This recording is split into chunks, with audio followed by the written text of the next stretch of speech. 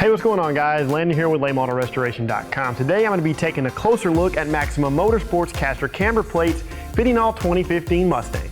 Maximum Motorsports is a well-respected leading developer of suspension systems and performance parts.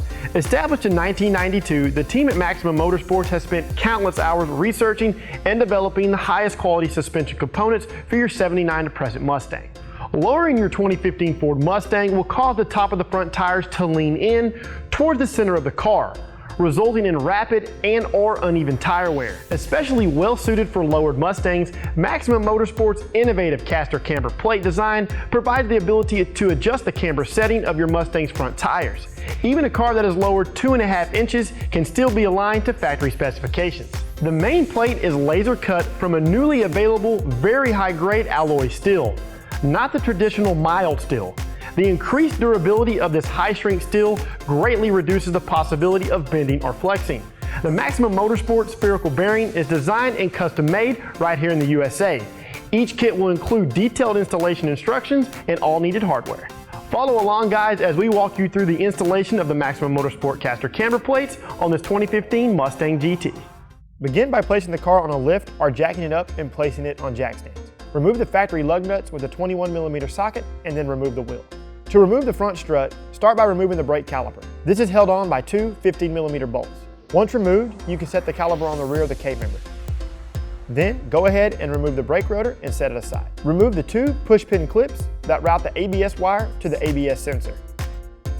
To remove the strut, use a 21mm open-end wrench for the bolt and a 24mm socket for the nut. Loosen both nuts, but do not completely remove them. The strut bolts are splined, so you will have to tap them out with a hammer. Once you have tapped the bolts loose, go ahead and remove the nuts.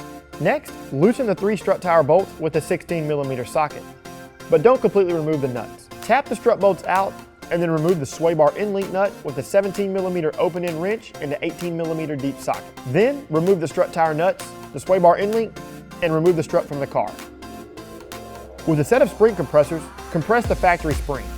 Make sure each spring compressor is placed on the opposite side of one another and compress each side of the spring, alternating back and forth until the bottom of the spring starts to separate from the isolator. Then remove the small thread cover from the top of the strut and remove the strut mount bolt with a 21mm socket.